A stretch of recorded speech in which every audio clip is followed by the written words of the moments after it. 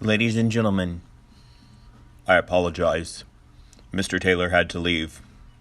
He asked me to fill in for him. I was just hanging out on the ceiling when I got the signal in the sky asking me to come read to third graders. So here I am. My nose itches and I'm afraid it's going to pop my mask off my face if I itch my nose. Scratch my nose. Well, that was tricky, folks. Anyway, thank you for joining me. I'm Batman. I'm here to read the story Wolf by Becky Bloom. I just held up the piece of paper and nothing showed up. That's because it's a mystery.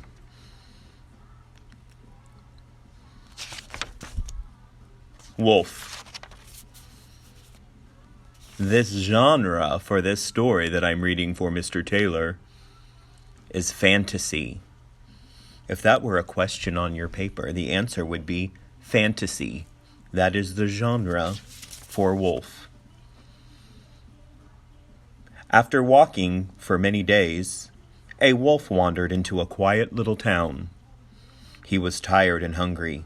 His feet ached, and he had only a little money that he kept for emergencies. Then he remembered. There's a farm outside this village, he thought.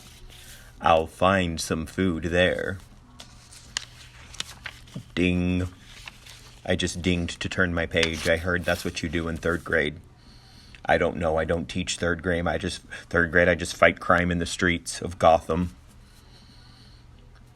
As he peered over the farm fence, he saw a pig, a duck, and a cow reading in the sun. The wolf had never seen animals read before.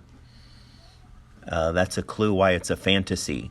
The animals are reading and probably talking. I'm so hungry that my eyes are playing tricks on me, he said to himself. But he really was very hungry and didn't stop to think about it for long. Ding. The wolf stood up tall, took a deep breath, and leaped at the animals with a howl. Ow! Chickens and rabbits ran for their lives. What's that you say? If you were to be asked the question, what animals ran for their lives, you would want to say chickens and rabbits. But the duck, the pig, and the cow did not budge. What is that awful noise? Complained the cow. I can't concentrate on my book. Just ignore it, said the duck. The wolf did not like to be ignored. What's wrong with you? Growled the wolf. Can't you see I'm a big and dangerous wolf? I'm sure you are, replied the pig. But couldn't you be big and dangerous somewhere else? We're trying to read. This is a farm for educated animals. Now be a good wolf and go away, said the pig, giving him a push. The wolf had never been treated like this before. Educated animals, the wolf repeated to himself. This is something new. Well then, I'll learn how to read too. And off he went to school. Another reason the story is a fantasy. The wolf is going to school to learn with the children. The genre is fantasy. The children found it strange to have a wolf in their class. But since he didn't try to eat anyone, they soon got used to him. The wolf was serious and hard-working, and after much effort, he learned to read and write. Soon, he became the best in class. Feeling quite satisfied, the wolf went back to the farm and jumped over the fence. I'll show them, he thought. He opened his book and began to read. Run, wolf, run. See, wolf, run. You've got a long way to go, said the duck, without even bothering to look up. And the pig, the duck, and the cow went on reading their own books, not the least impressed. The wolf jumped back over the fence and ran straight to the public library. He studied long and hard, reading lots of dusty old books, and he practiced and practiced until he could read without stopping. They'll be impressed with my reading now, he said to himself. The wolf walked up to the farm gate and knocked. He opened The Three Little Pigs and began to read. Once upon a time there were 3 little pigs. One day their mother called them and told them. And if you could see the words on the page, there are 0 spaces, and so the wolf is reading without any breaths in betwixt the words. "Stop the racket," interrupted the duck. "You have improved," remarked the pig, "but you still need to work on your style." The wolf tucked his tail between his legs and slunk away. This is my serious face. But the wolf wasn't about to give up. He counted the little money he had left, went to the bookshop, and bought a splendid new storybook. Hey, what type of storybook did the wolf buy at the bookshop? A splendid one.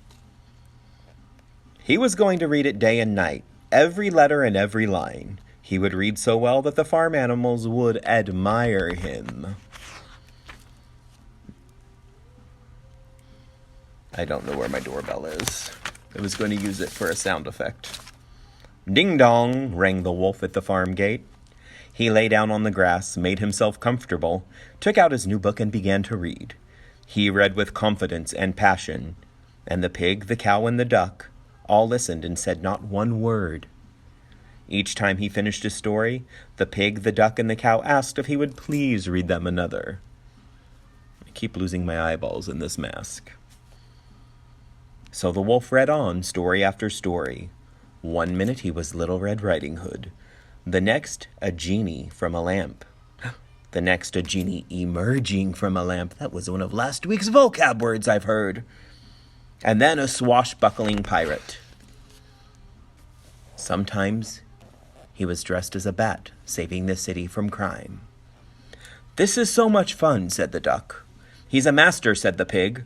"Why don't you join us on our picnic today?" offered the cow. And so they all had a picnic. Strange. At the end of the story, what do the pig, the duck, the cow, and the wolf all have together? A picnic. I keep gesturing with my hands, but this costume is so tight, my arms don't even move. Anyway, as I said, and so they all had a picnic, the pig, the duck, the cow, and the wolf. They lay in the tall grass and told stories all afternoon long. "We should all become storytellers," said the cow suddenly. "We could travel around the world," added the duck. "We can start tomorrow morning," said the pig. The wolf stretched in the grass. He was happy to have such wonderful friends. And that, my friends, is Wolf, brought to you by Batman. Remember, no spelling this week, no new story. Thank you all for watching, it appears. Emmylou, Sweet Lily of the Valley, Liliana Grande Latte, Alexandria Zuckerman, and Emmylou again. Excuse me, I'm off to fight a life of crime. Good day.